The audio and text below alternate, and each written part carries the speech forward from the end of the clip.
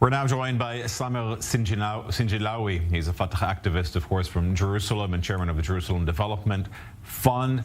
And we're also joined by Chen Mazig, a senior fellow at the Tel Aviv Institute, who joins us from London. Thank you very much for being with us. Samer, I want to start with you. What do you make of those remarks of President Abbas in Germany? Was this the right thing to say? It was in response to a question about the massacre of 11 Israeli sportsmen at the Munich Olympics.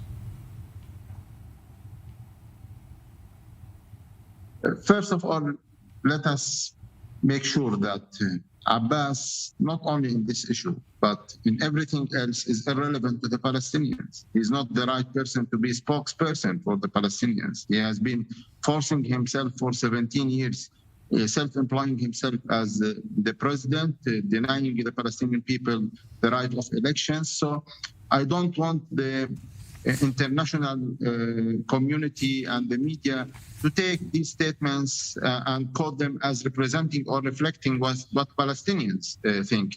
It has been proven that this man, every time he opens his mind, he commits a catastrophe, a diplomatic catastrophe. One day he called the ambassador of the most important country as a son of a dog. And he continues to commit diplomatic catastrophes. And this one is a good example.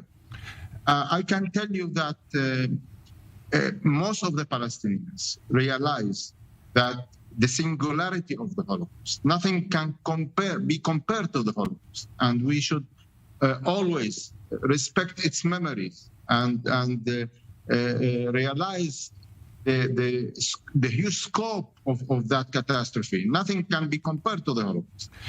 But also, and not to compare and not to relate to, but also the Israeli occupation is not something that can be tolerated by Palestinians. And I think Abbas, a little bit, he does not control his feelings. He does not control his attitude.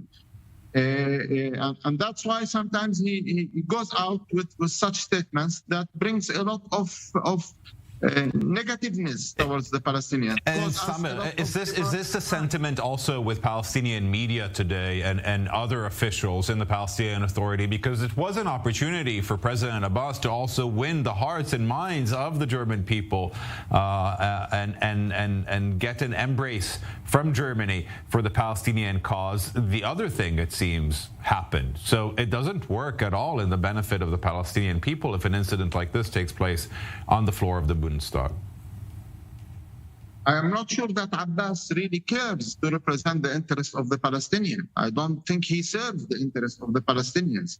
He works everything possible against the interest of the Palestinians on daily basis, on his strategy, on his attitude, in his corruption, the way that he has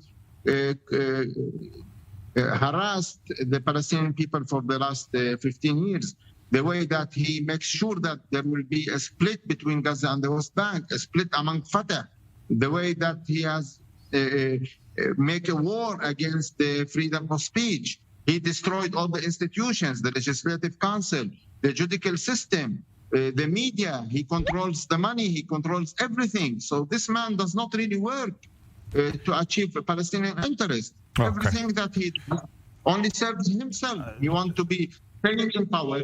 And unfortunately, he has the support of the Israeli security. He's there as leader of the Palestinian, as president, because only the Shin Bet wants him to continue to be the Palestinian leader. Okay, I want to also hear from Chen Mazig today, Samer.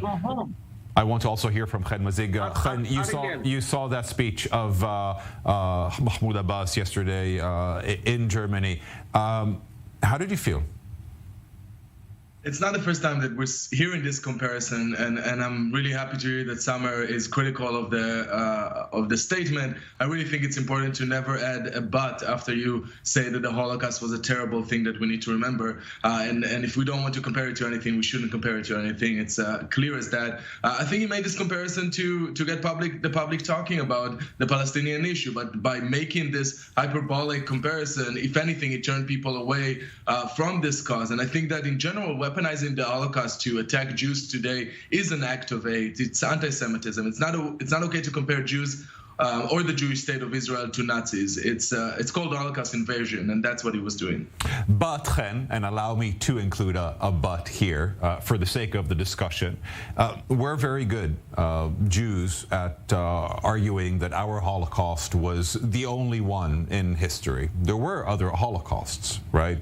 Cambodia, there was the Armenian Holocaust, 3 million people, 1.5 million people, 800,000 people in Rwanda, according to estimates.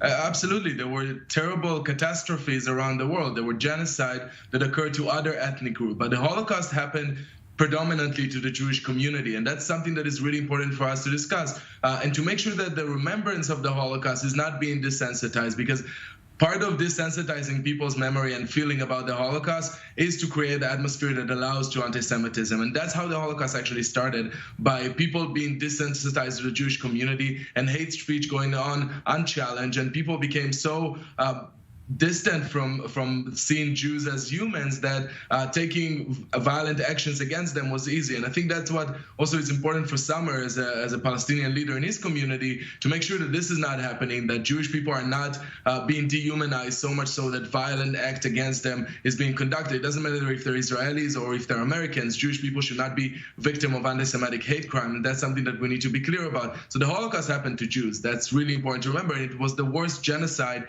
in the history of humanity.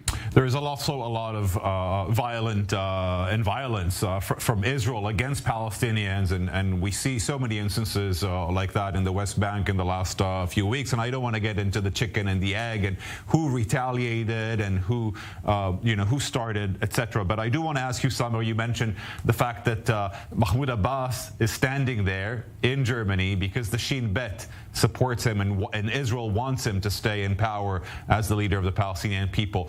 The alternative, it seems to many Israelis, would be elections in the West Bank that would result with Hamas taking power. Is there a scenario where you see that it would not be the case? For how long we will continue to take Palestinians hostages of a fear that Hamas can come as a result of elections? The rights of the Palestinians to practice democracy, especially that their neighbors, Israel, the Israelis have organized now, it's their 5th election in less than 4 years. And the Palestinians are denied the right to practice their only election in 17 years. I think democracy can bring modernization towards the Palestinian society. If you give the Palestinians tools to express their points in election boxes and to be more engaged in politics, this will decrease a lot the violence. There will be other ways to express opinion and be engaged internally and externally. The Palestinian election is the cornerstone for a change, a political change. I think the Palestinians will elect a moderate. We have 20 seconds, Samer. So they will not elect Hamas, and this election will open the door for Palestinians to be engaged in the Abraham Accords. Okay. It's a game changer. And Samer Sinijlawi, I'm really sorry that I have to cut you, Samer. We're taking a short break. We'll be right back. Thank you very much for joining us.